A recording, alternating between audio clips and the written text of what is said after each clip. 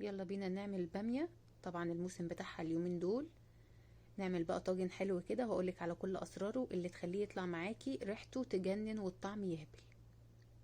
عندي هنا حوالي 300 جرام من البامية، هقمعهم. بشيل الراس كده بطريقة دائرية، واشيل البوزة الصغيرة اللي تحت زي كده. تمام، سهلة جدا وبسيطة. هخلص الكمية واغسلها وانشفها زي كده، وهجيب بقى حلة وانزل فيها بمعلقة كبيرة من السمنة البلدي، واكون مقطعة بصلاية جاهزة. اول ما السمنة تسيح هنزل عليها بالبصلاية الوسط دي متقطعة مكعبات صغيرة، وهقلب فيها. اول ما تبدأ تدبل معايا هكون مجهزة توم مهروس، هنزل عليها بمعلقة من التوم. وشمي بقى الريحة هنا، ويا سلام بقى قرن فلفل حامي كده. بقى الريحة بتاع الفلفل اصلا على النار بتطلع رهيبة. وانزل عليها بالبامية وقلبهم كده مع بعض مع معلقة صلصة دقيقتين 3 كده على النار. كده تمام، بقت تمام معايا. هكون مجهزة بقى عصير من الطماطم تقيل، عشان احنا هنزودها شوربة لحمة. هنزودها بشوربة لحمة، انا كنت سلقة لحمة ومجهزاها. هنزود بقى البامية بالشوربة. عندنا ملح وفلفل وكمون وكزبرة، حطهم عليها وقلب بقى كده. وهنا بقى هبدأ ازود الشوربة للمقدار اللي انا عايزاه. ويا سلام بقى لو كانت شوربة لحمة ضاني.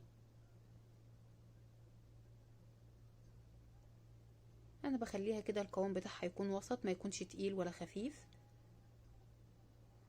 وهنا سر تاني بقى كمان من اسرار البامية،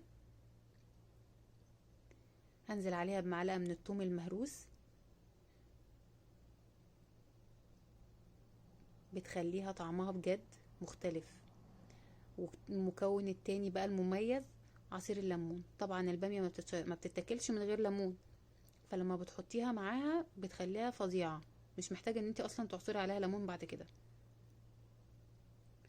هبدأ بقى ان انا اطلعها في طاجن كده عندي، واسخن الفرن عشان تخش الفرن تاخد من ريحة الفرن كده. ولو عندك فحمة ممكن تحطي فحمة عليها شوية زيت وتقفلي عليها الفرن، تطلع مدخنة شوية. ادخل معاها برضو لحمة كده بحيث انها تاخد من الطعم معاها، اقلبهم في بعض وبس خلاص. سهلة وبسيطة، تكات خفيفة وبسيطة، بس بتختلف جدا في الطعم بجد عن الطريقة المعتادة. جربوها وهتعجبكم جدا. همسح الاطراف كده عشان ما تتحرقش في الفرن، واحط قرن الشطة الجميل بتاعي اللي انا بحبه وبس خلاص. لو عجبك الفيديو ما تنسيش تشتركي في قناتي وتقولي بتشوفينا منين، وياريت تعلقي بتم عشان يوصلك كل وصفاتنا اول باول.